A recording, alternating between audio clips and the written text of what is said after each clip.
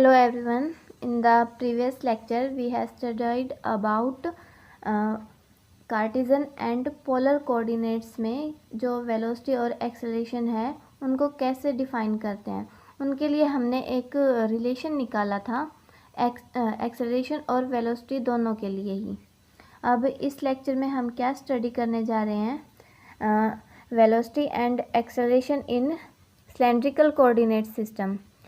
अब पहले तो हम इसी टॉपिक को करेंगे, फिर उसके बाद हम जो है काइनेमेटिकल इक्वेशंस को स्टडी करेंगे।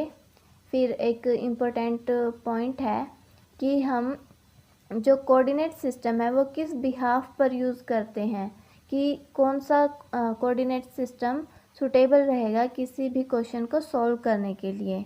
और अगर टाइम बचा हमारे पास तो हम कुछ क्वेश्चंस को भी डिस्कस कर लेंगे इसी टॉपिक से रिलेटेड। अब देखो, हमें बेसिकली तो सबसे पहले कोऑर्डिनेट सिस्टम को ही स्टडी करना पड़ेगा कि सिलेंड्रिकल कोऑर्डिनेट सिस्टम को कैसे मीन्स बनाते हैं। This is x and this is why. हम इस कंप्लीट कोऑर्डिनेट सिस्टम को प्रीवियस ईयर के लेक्चर से ही कंपेयर करके रीड करेंगे। अब अगर आपने प्रीवियस लेक्चर नहीं देखा है तो पहले आप उसको विज़िट करें, और अगर आपको आता है तो कोई ज़रूरत नहीं है, आप डायरेक्टली प्रोसीड कर सकते हैं यहीं पर। सो सी, देखो सिलेंड्रिकल कोऑर्डिनेट सिस्टम में हम सिलेंडर टाइप में एक वो लेते हैं shape, this and this is the lower part. अब देखो यहाँ पर हम इसको दूसरे तरीके से ले लेते हैं। This is x, this is why and this is the Z coordinate. अब ये जेड है तो हम इसको भी जेड ही बोलेंगे। अब जैसे प्रीवियस लेक्चर में हमने स्टडी किया था आर और थीटा पोलर कोऑर्डिनेट्स में, यहाँ भी सेम रहेगा। यहाँ पर जो आर है दिस इज़ द रेडियस। ये रेडियस क्या है, इस सिलेंडर का जो ये लोअर पार्ट है सर्कल वाला उसकी रेडियस है। एंड थीटा क्या है, theta is that part. And जो थीटा की डायरेक्शन होगी वो इस डायरेक्शन में, that means anti clockwise. here should be vector and this is z. If I join this point through this, then it will be position vector, and point P is somewhere in space. अब देखो हम proceed कैसे करेंगे, इसके लिए हमें निकालना पड़ेगा पोजीशन वेक्टर, जैसे प्रीवियस लेक्चर में निकाला था पोलर कोऑर्डिनेट्स के लिए। तो यहाँ पर हम इसको कैसे लिख सकते हैं, R this is the coordinate, R cap this is the unit vector, plus Z Z cap this is also coordinate and this is unit vector. अब हम कैलकुलेट करेंगे velocity. Basic formula D R by D T होता है, and D by D T, put this value here and we will get dr by dt r cap plus d by dt r cap plus dz by dt z cap।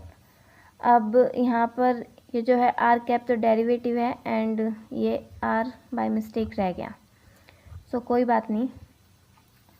अब इसको आप दूसरी notation भी दे सकते हैं, वो क्या होगी, R dot R cap plus में R theta dot theta cap plus Z dot Z cap.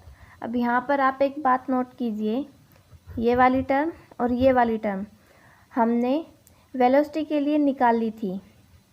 देखो थीटा डॉट वाली जो आर थीटा डॉट है ये कौन सा कंपोनेंट था, ट्रांसवर्स कंपोनेंट, और ये वाला कौन सा कंपोनेंट था, रेडियल, और ये दोनों कंपोनेंट्स थे वेलोसिटी के, और ये वाली टर्म हमारे पास एक्स्ट्रा आ गई। सो हम यहाँ से एक कंक्लूज़न निकाल सकते हैं कि ये जो जेड वाली टर्म है इसके आने से हमारे पास सिर्फ ये थर्ड वाली टर्म ही एक्स्ट्रा हुई है सिलेंड्रिकल कोऑर्डिनेट सिस्टम में। बाकी दोनों टर्म्स तो एज इट इज़ हैं वेलोसिटी के केस में। अब उसी बिहाफ पर हम बोल सकते हैं कि जो एक्सेलरेशन के लिए हम रिलेशन निकालेंगे उसकी भी इसी तरीके से दोनों टर्म्स सेम होंगी, और जो दोनों टर्म्स हैं वो उसी तरीके से बोलेंगे radial part of acceleration and transverse part of acceleration, and third part हमारे पास एक्स्ट्रा आ जाएगा। सो मैं इस रिलेशन को डायरेक्टली लिख रही हूँ, and it will be a vector is equal to D V by D T, and it is equal to R double dot minus R theta dot square.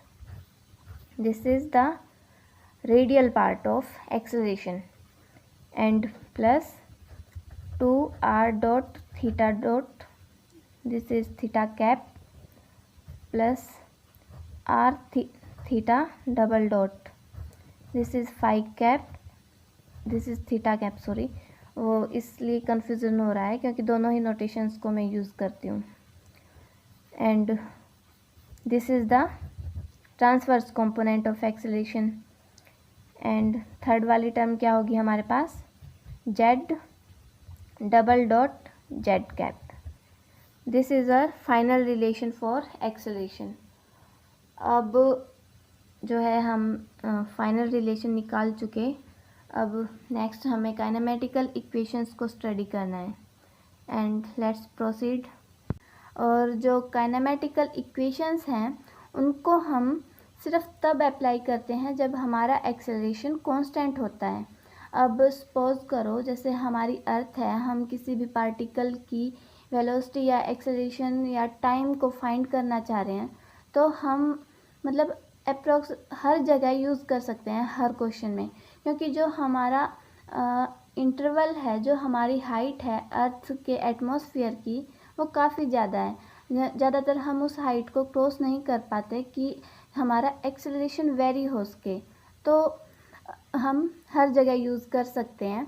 But हमें ये ध्यान रखना होगा कि एक्सेलरेशन कांस्टेंट है या नहीं, और अगर कांस्टेंट नहीं है ना, तो हमें बिल्कुल इनिशियल पॉइंट से जो बेसिक डेफिनेशन होती है एक्सेलरेशन की, वहीं से स्टार्ट करना पड़ेगा। That means A equal to D V by D T, ये वाली टर्म यूज़ करते हैं हम। And the first kinematical equation क्या है, this is S equal to U T plus half A T square. यहाँ पर जो u है वो इनिशियल वेलोसिटी है, t is the time taken, a is the acceleration. अगर हम एक्सेलरेशन ड्यू टू ग्रेविटी की बात करते हैं तो यहाँ पर हम a की जगह पर स्मॉल g का यूज़ करेंगे, and t is also time. अब जो सेकंड इक्वेशन होती है उसको हम कैसे कैलकुलेट करते हैं, इसका डेरिवेटिव कर दो, ds बाई डी टी हो जाएगा is equal to u, because t तो 1 हो जाएगा ना डेरिवेटिव करने के बाद, प्लस 2 से 2 कैंसिल हो जाएगा क्योंकि t स्केयर है a t। That means v equal to u plus A T. और यहाँ पर ये जो v है this is the final velocity and u is initial velocity. a का भी पता है acceleration and t is time. अब उसी तरीके से हम थर्ड इक्वेशन को कैलकुलेट कर सकते हैं। इक्वेशन फर्स्ट और सेकंड का स्केयर करके जब आप ऐड करोगे तो हम मतलब क्या रिज़ल्ट मिलेगा, it will be v square minus u square equal to 2as। s क्या है, जो डिस्टेंस कवर होगा। दैट मीन्स मान लो कोई पार्टिकल है, आपने उसको ऊपर की तरफ मतलब फेंक दिया, तो मान लो यहाँ से यहाँ तक जो इसने डिस्टेंस कवर किया है इट विल बी s, यानी कि आप हाइट भी बोल सकते हो एज योर विश। अब इसके बाद हम एक क्वेश्चन को डिस्कस करेंगे, एंड द क्वेश्चन इज़, मैं एक बार क्वेश्चन को है जो रीड कर देती हूँ। वो क्या है, a ball is dropped from height h, it bounces back up to a height e times after hitting the ground. If E is less than 1, after what time the ball will finally come to rest. अब देखो हमें क्या given है, हम एक बार रफली diagram मतलब बना लेते हैं समझने के लिए। कोई बॉल है जिसको h हाइट से, अज्यूम कर लो दिस इज़ हाइट h, यहाँ से इसको रिलीज़ किया गया, मीन्स गिराया गया। अब जब ये बॉल नीचे आएगी, मान लो इस पोजीशन पर आएगी, तो वापस से ऊपर तो जाएगी ना, ऐसा तो नहीं है कि यहाँ पे आके स्टिक हो जाएगी। अब ये किस बात पे डिपेंड करेगा, कोफिशिएंट ऑफ रेस्टिट्यूशन। यहाँ पर ये जो E है वो कोफिशिएंट ऑफ रेस्टिट्यूशन है। अब अगर आपने कोलिजन का कंसेप्ट स्टडी किया होगा तो आपको इसका मतलब भी समझ में आया होगा E इज़ लेस देन 1 का क्या होता है। दैट मीन्स ये जो है इलास्टिक कोलिजन तो है नहीं, इलास्टिक कोलिजन के लिए तो E की वैल्यू 1 होती है और इनइलास्टिक कोलिजन के लिए E इज़ लेस देन 1 होता है और परफेक्टली इलास्टिक के लिए E इज़ 0 होता है, क्योंकि उसमें स्टिक हो जाते हैं जो भी मीन्स दो बॉडी होती हैं वो। अब इस केस में लेस देन 1 है, सो बॉल जो है ऊपर जाएगी और यहाँ पर जो है एनर्जी का लॉस होगा, क्योंकि E लेस देन 1 होने का मतलब जो है इनइलास्टिक है और इन इलास्टिक में जो एनर्जी का है लॉस हो जाता है। सो अब यहाँ पर देखते हैं, जब ये मतलब दोबारा से ऊपर जाएगी ग्राउंड से, तो मान लो यहाँ पर किसी पोजीशन पे आई वापस, अब इस पोजीशन से फिर से नीचे जाएगी, लेकिन ये जो हाइट h थी स्टार्टिंग में, यहाँ पर कुछ कम हो जाएगी। अब वो क्या गिवन है, it bounces back up to a height E times, means जो h है उसका E टाइम्स ही ऊपर जाएगी। अब आफ्टर हिटिंग द ग्राउंड, अब ये भी हमने मीन्स बता दिया कि क्या गिवन है, इज़ लेस देन 1। अब कैलकुलेट क्या करना है, after what time the ball will finally come to rest. हमें टाइम निकालना है कि ये कब रेस्ट आएगी, रेस्ट पर आएगी। मीन्स अब देखो बॉल का हमें नहीं पता कि वो कितनी बार अप जाएगी और कितनी बार डाउन जाएगी। यहाँ पर देखो बॉल E टाइम्स तो मीन्स ये कम होती जाएगी हाइट, लेकिन हमें तो नहीं पता ना कि ये कितनी टाइम्स अप जाएगी। सपोज़ करो थर्ड टाइम ये यहाँ कहीं पर तक पहुँचेगी ऊपर की हाइट तक, फोर्थ टाइम यहाँ कहीं हो जाएगी। मीन्स हम बोल सकते हैं कि ये infinitely times up and down जाएगी। सो इसका मतलब यहाँ पर एक न्यू कंसेप्ट क्या आता है कि हमें एक सीरीज़ मिलेगी टाइम की। मीन्स जब यहाँ से यहाँ तक आई तो टाइम t1 था, जब यहाँ से अब ऊपर गई और फिर वापस नीचे आई तो यहाँ पर टाइम t2 हो जाएगा। अब थर्ड टाइम जो है फिर से ऊपर जाएगी और फिर नीचे आएगी तो यहाँ पर टाइम t3 हो जाएगी। तो similarly t4 up to tn हो जाएगा। अब देखो हम टाइम को कैलकुलेट कैसे करेंगे। सबसे पहले तो यहाँ पर कोई भी एक्सटर्नल फोर्स नहीं लग रही है, सिर्फ एक्सेलरेशन ड्यू टू ग्रेविटी ही एक्ट हो रहा है। अब इसको ध्यान में रखते हुए हम क्या मतलब कह सकते हैं, जो y है वो क्या है h। दैट मीन्स हमने एक कोऑर्डिनेट सिस्टम को डिफाइन करना पड़ेगा। This is x and this is y। यहाँ पर जो y है वो h हो जाएगा और y डायरेक्शन में जो वेलोसिटी होगी मीन्स इनिशियल वेलोसिटी, हमने इसको रिलीज़ किया है, न कि हमने इसको प्रोजेक्ट या फिर फेंका है। अब इनिशियल वेलोसिटी 0 इसलिए होगी क्योंकि यहाँ पर हमें स्पेशली बोला है कि इसको ड्रॉप किया गया है।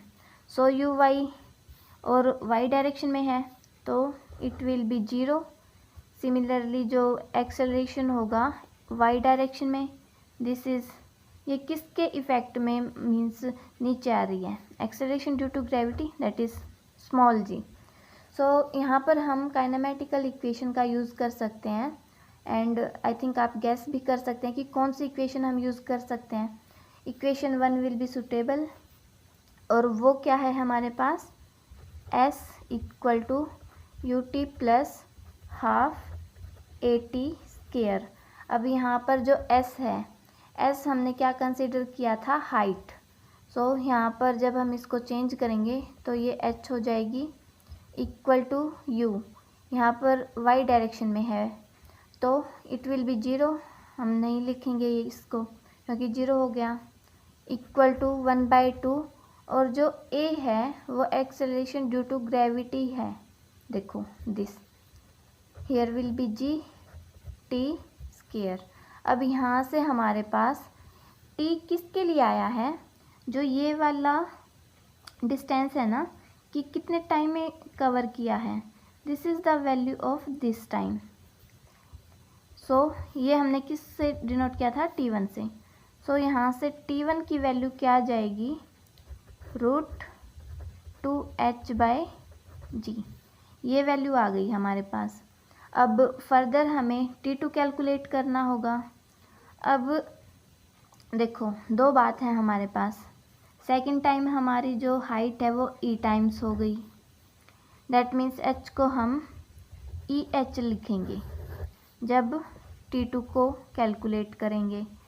और जो सेकंड क्या हो जाएगा हमारे पास, बॉल नीचे से ऊपर गई फिर ऊपर से नीचे आई, यानी कि 2 बार जो है कैलकुलेट होगा टाइम, दैट मीन्स 2t हो जाएगा। सो जो t1 के लिए कैलकुलेट किया उसको पहले तो हम 2 से मल्टीप्लाई ही कर देते हैं क्योंकि डबल हो गया, 2 बार डिस्टेंस कवर किया है, ऊपर जाते टाइम और नीचे आते टाइम, और अंडर द रूट 2, और h क्या है, e टाइम्स हो गया, ये तो हमें गिवन ही है, ये यूज़ करना पड़ेगा, EH बाय में स्मॉल g। हमारे पास 2 वैल्यूज़ आ गई। सिमिलरली हम t3 को भी कैलकुलेट करेंगे। t3 को कैसे हम लिख सकते हैं, फिर से वही 2 से multiply under the root 2e square h, क्योंकि यहाँ तक तो सेकंड टाइम के लिए EH थी, अब दोबारा थर्ड टाइम के लिए टाइम निकालेंगे तो यहाँ पर तो E1 टाइम और मल्टीप्लाई हो जाएगा, जिसकी वजह से यहाँ पर e स्केयर हो गया एंड अपॉन में स्मॉल g। इसी तरीके से t4 t5 हम निकाल सकते हैं अप टू tn, और हमें नहीं पता है कि कितने टाइम्स हमें टाइम कैलकुलेट करना है, तो यहाँ पर हमारे पास एक सीरीज़ बन गई, this will be GP series. अब देख लेते हैं, total time will be equal to t1 plus t2 plus t3 up to so on. अब देखो t1 plus t2 plus t3, इसको कैसे लिख सकती हूँ, चलो एक बार डायरेक्ट लिख लेते हैं, कंप्लीट सीरीज़ बन जाएगी, बस एक स्टेप ही ज़्यादा हो जाएगा। 2h/g, t2 है 2√2EH/g प्लस t3 क्या है 2√2e स्केयर h बाय में g प्लस में अप टू। अब देखो √2h/g हर टर्म में आ रहा है तो हम इसको कॉमन ले सकते हैं, 2h/g कॉमन लेने के बाद यहाँ पर तो 1 बच जाएगा प्लस में। अब देखो इस टर्म के बाद 2 भी हर जगह कॉमन आएगा, सो 2 को मैं यहाँ पर कॉमन ले सकती हूँ, जो आगे आने वाली टर्म्स हैं टाइम की उनके लिए, और जो अंदर है वो क्या बचेगा, e⁻1/2 प्लस, क्योंकि जो √2h/g है वो बाहर कॉमन आ चुका है पहले ही, प्लस में e⁻2/2 क्योंकि यहाँ पर e स्केयर है और रूट के लिए 1/2। सिमिलरली e⁻³ हमने कैलकुलेट तो नहीं किया है, लेकिन यही टर्म आएगी। अब देखो, यहाँ पर एक मैथमेटिक्स का फॉर्मूला यूज़ होगा और वो है जीपी का फॉर्मूला, जीपी सीरीज़ के लिए √2h/g 1 प्लस। अब देखो, जीपी सीरीज़ के लिए हम क्या यूज़ करते हैं, a/1 प्लस r। अब देखो यहाँ पर a क्या है, e⁻1/2 और 2 बाहर मल्टीप्लाई में है, ये कुछ ऐसे हो जाएगा e⁻1/2 अपॉन 1, सॉरी यहाँ पर जो है फॉर्मूले में माइनस होता है, क्योंकि प्लस दूसरे के लिए हो जाता है ना, 2 फॉर्मूले होते हैं ये, 1 माइनस e⁻1/2। अब जो r होता है दिस बाय दिस, जो अब हम निकालेंगे तो हमारे पास 1/2 आ जाएगा, ये वाली टर्म। r मीन्स जब डिवाइड करके निकालते हैं वही वाली टर्म होती है ना, जैसे r इसके लिए हो जाएगा दिस बाय दिस, और r यहाँ पर हर टर्म के लिए कांस्टेंट ही होगा। अब ये हो गया हमारे पास रिज़ल्ट, और इसको हम और सिंप्लीफाई कर सकते हैं, √2h/g। अब ये सिर्फ मैथमेटिक्स से आप सॉल्व कर लेना, मैं डायरेक्ट रिज़ल्ट लिख दे रही हूँ। 1 प्लस √e बाय में 1 minus √e। This is the final result of this question. And अब देखो, हमें आगे क्या डिस्कस करना है कि किसी भी क्वेश्चन को सॉल्व करने के लिए हम कोऑर्डिनेट सिस्टम को कैसे यूज़ करते हैं। मतलब एक रेफरेंस पॉइंट तो चाहिए ना, कि कैसे कैलकुलेट करेंगे किसी भी पॉइंट को।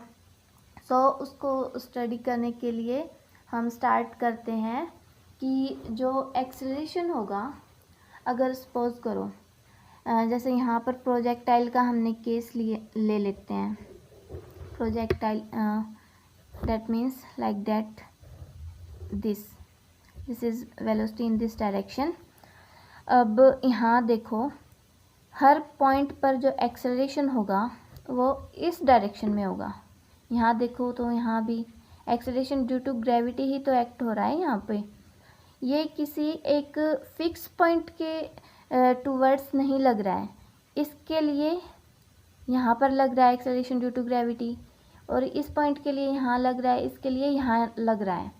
तो अगर इस केस में हम किसी कोऑर्डिनेट सिस्टम को चूज़ करेंगे तो वो होगा कार्टेशियन कोऑर्डिनेट सिस्टम, क्योंकि अब यहाँ से एक पॉइंट निकल के आ रहा है हमारे पास। अगर एक्सेलरेशन जो है किसी एक फिक्स पॉइंट के टूवर्ड्स नहीं होगा तो उस केस में हम कार्टेशियन कोऑर्डिनेट सिस्टम को यूज़ करना ही बेटर समझेंगे। अब उसी तरीके से जैसे सर्कुलर मोशन का केस होता है, मान लो this is the circular motion of any particle, हर पॉइंट पर एक्सेलरेशन टूवर्ड्स द सेंटर ही होगा, और यहाँ पर एक फिक्स पॉइंट मिल गया हमें इस केस में, तो इस केस में हम यूज़ कर सकते हैं पोलर कोऑर्डिनेट्स, क्योंकि एक्सेलरेशन एक फिक्स पॉइंट पर है। अब यहाँ से हमारे पास 2 बहुत इम्पोर्टेंट पॉइंट्स निकल के आए हैं कि एक्सेलरेशन के अकॉर्डिंग ही हम किसी भी कोऑर्डिनेट सिस्टम का यूज़ करेंगे। अब देखो, जो पॉइंट्स मैंने ओरली बताए हैं वो मैंने यहाँ पर लिख भी दिए हैं। If acceleration is towards the fixed point then use polar coordinate, and if acceleration is not towards the fixed point then use Cartesian coordinate system. So अब इसके बाद देखो, हम प्रोजेक्टाइल मोशन के कुछ इम्पोर्टेंट फॉर्मूलेज हैं उनके बारे में स्टडी कर लेते हैं। प्रोजेक्टाइल मोशन, ये जो कोऑर्डिनेट सिस्टम है, this is x and this is y। Suppose करो यहाँ से किसी पार्टिकल को प्रोजेक्ट किया गया है with initial velocity u having angle theta like that। अब देखो, जो रेंज होती है, रेंज क्या होती है, ये वाला part, this is the range. Means ये पार्टिकल यहाँ से प्रोजेक्ट होने के बाद कितने डिस्टेंस पर जाकर गिरेगा। This is equal to u square sine 2 theta by g. This is the range. Similarly हम क्या निकाल सकते हैं, मैक्सिमम हाइट। मैक्सिमम हाइट क्या होगी, this is the H. Means इसका जो हाईएस्ट पॉइंट होगा कि सिर्फ यहीं तक ये मैक्सिमम जा सकता है, इसके ऊपर नहीं जाएगा, एक लिमिट होगी। सो वो क्या कैसे होगा, h will be equal to u square sine square theta by 2g। Similarly हम टाइम ऑफ फ्लाइट निकाल सकते हैं, और उसके लिए क्या फॉर्मूला होता है, 2u sine theta by g. These are some important formulas.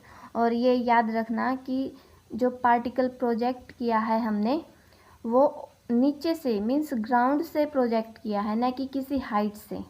ये फॉर्मूलेज सिर्फ उसी केस में वैलिड है। मैं लिख भी देती हूँ, valid only in case if particle is projected from ground. अब देखो, जो y है, अब हर मीन्स पॉइंट पे ये अलग होगा। मीन्स इस पॉइंट के लिए y अलग है, इसके लिए अलग है। तो हम इसको कैसे कैलकुलेट कर सकते हैं, हमने काइनेमेटिकल इक्वेशन का यूज़ किया था, s equal to U T plus half A t square, यही निकाली थी। अब अगर मैं s को y मानूँ, ये वाली टर्म, और जो u है वो क्या हो जाएगी, वो हो जाएगा x tan alpha minus of g x square by में 2u square cos square alpha. Means कुछ इसी तरीके से इसको जब हम मॉडिफाई करेंगे तो equation of motion means projectile के केस में हमें ये मिल जाएगी। एंड आपको ये मीन्स कैलकुलेट करने की आई थिंक ज़रूरत नहीं है, आप लर्न कर लेना, डायरेक्टली ही इनके जो फॉर्मूले हैं वो यूज़फुल रहेंगे। और जो है मीन्स ज़्यादातर तो आप एंट्रेंसेस के लिए प्रिपेयर कर रहे होंगे, सो डेरिवेशन की ज़रूरत है ही नहीं, आप इसी से काम चला सकते हैं। So at last I want to say thank you for watching this video and goodbye.